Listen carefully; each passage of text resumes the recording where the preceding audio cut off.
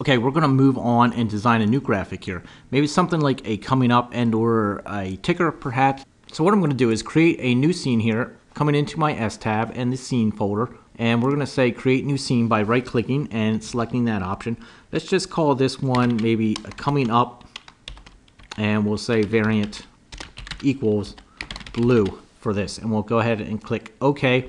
Here's our thumbnail. I'm going to double click on the thumbnail. I have an example image here, so I'm going to go into my images, into the scene settings, and I'm going to drag this example of what we're going to be designing into my foreground image. Here you can see it's basically, again, a Nagi, maybe a background primitive as well. It's got some textures to it.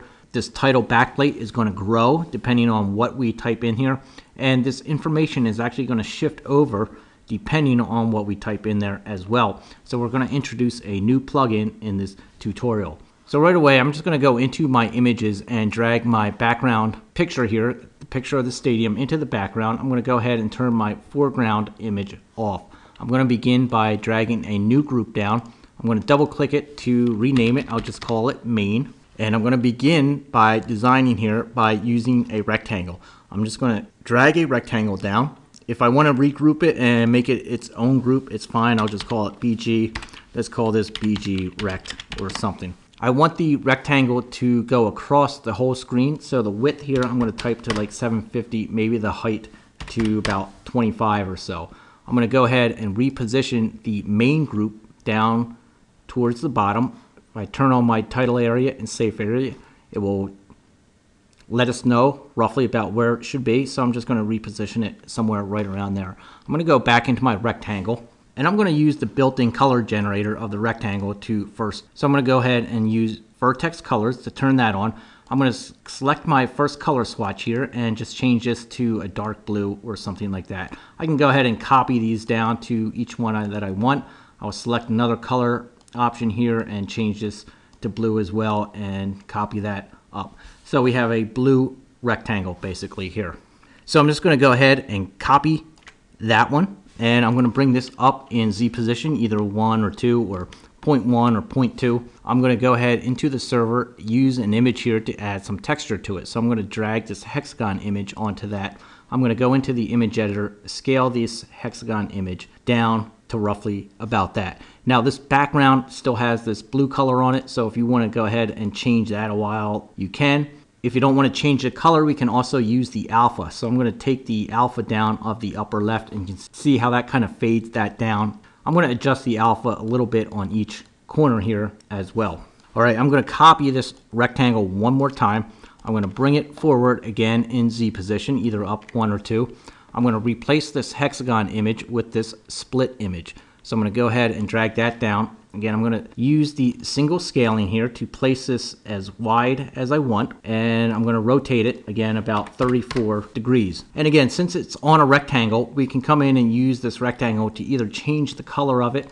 So if we want to brighten it up to a brighter blue or something like that, we can. We can also, again, use the alphas on each corner here to kind of adjust that down as well. You can see how that's kind of affecting the rectangle. Now, just for one more thing that we're going to do, so I'm just going to copy the bottommost rectangle again and use this color here to make a brighter blue. And I'll just copy these down onto each one of my color chips. I'm going to use the expert here, and we're going to change the expert setting here where it says draw mode from normal to outline. And what that does is basically strokes this background. You can see this thin blue line here around the edges of this rectangle. If you want to change the color again, it's just as easy as coming into the background of the rectangle and changing these color swatches. So I'm just going to leave it roughly right around there, perhaps. I'm going to go ahead and close this group. I'm going to start a new group here, and let's call this is going to be our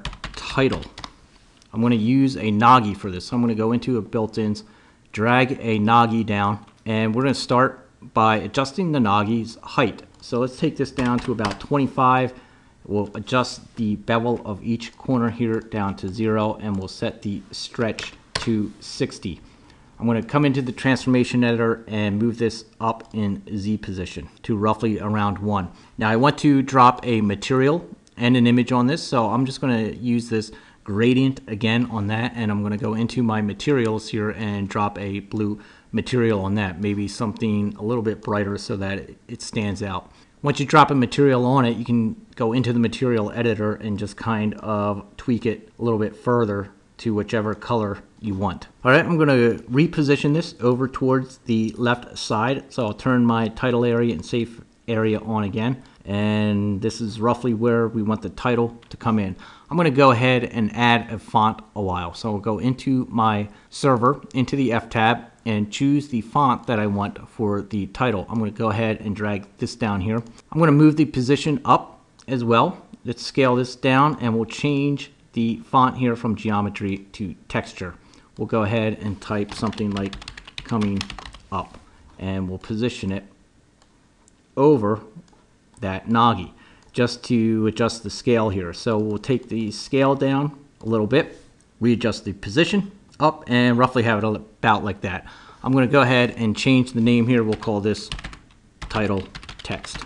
I'm going to use the TextBG again to adjust the backplate for the title. So I'm going to go into my built-ins, into the containers, into the tools folder, and drag this TextBG down onto my Nagi. Now again, when we did that, it automatically adjusted it. So I'm going to go into the TextBG. I'm going to leave the size parameter at width height. I'm going to set the direction to X. Then I'm going to go back into my Nagi and just readjust this height again to roughly around 25 or 24 where we had it before. So let's try 24. All right, to test this, what I'm going to do is just come into my text here, and as I start typing, you'll see how that Nagi grows. So if we type in something really long in there, that Nagi will grow with it. If we type in something short, such as next, it will also grow with it.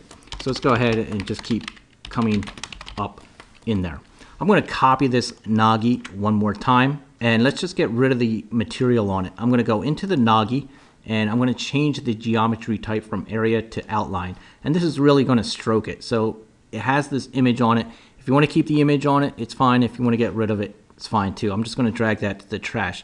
Now the problem is that when we type in here, it's not going to really adjust the same as it is with the backplate. So we do have to make an adjustment here. I'm going to go into the TextBG, and instead of using this text container previous, I'm just going to turn on other. I'm going to drag my title text into there, and now that's going to adjust it automatically so that when we come back into here and start typing, you can see how that outlined Nagi adjusts with it. Now again, it's just a matter of adding the right color material to it for the look that you want. All right, so that's set up. Let's add one more. This is going to be our information. So I'm just going to create a new group here and rename it. I'm going to go ahead into our server, into our fonts, and we're going to drag a new font down here. I'm going to go ahead, click on the transformation editor, bring the Z position up, click on the font editor, change the type to texture. Let's go ahead and type something else in here. Coming up next, maybe Game of Stones or something, and we'll scale this down and reposition this as well. We can move it over here, but what we'll want to do is kind of set this up so that depending what title we put in there, the information will shift over. So let's go ahead and rename this group here. This is going to be our info text. Now to kind of set this up, I need to pay attention to my center points. If we come into the text, our text orientation is set to left. I'm going to come into my transformation editor. I'm going to turn my bounding box on, and I'm also going to set my axis center to left. I'm going to go into my title, and I'm going to click on my background Nagi here, this blue one. And I'm going to click on the transformation editor, and I want to set the axis center here to right. So it's on the right side of it. I'm going to go into my built-ins, and I'm going to use this thing called the auto follow. I'm going to drag this onto my text here. I'm going to click on the auto follow. And when we're in the auto follow, first thing that we notice here is X previous center. It's set to left. X previous center refers to the group that we want it to follow. So down here in the reference container, we have previous, first, or other. We know it's not the previous container that we want to follow. So what I'm going to do is turn on other. We get this little box here. So I'm just going to drag this Nagi into that box. You see when we did that, how it adjusted that text automatically. Now we need to really pay attention to our center points. Here we have our X previous center, which refers to our Nagi here, which is set to our other container. Our Nagi is set to right. So I'm going to go ahead and change our X previous center here to right. The other thing that we just want to double check is our X local center. So our X local center refers to the center point of our info text, and we had set that to left. So everything should pretty much be set up, and as we type into the coming up, this information should now follow it. So I'm going to come in here to our title, and as I type, you can see how that's kind of adjusting with it. Now we just need to make a couple of more adjustments here. So the auto follow, what we can do is use this default distance here to adjust it over. And now when we come back and type, it's going to readjust depending on what we type in there. If you need to further tweak it, then it's just a matter of coming into your center points and adjusting your axis center of your reference container and your Y local center to set this up to really add the spacing between the elements that you need. So time-wise, we're just going to move on here. We have it roughly set up to adjust as that title information gets typed in there. If you do want to change the color of one of these text elements, you can just use a material here. So if we want to change the title color, we can use that as well. Or if you want the information to be yellow and the title text to be white, however you want to do it. Now that we have this all designed and set up, it's basically a matter of animating this on. So that's what we'll proceed to next.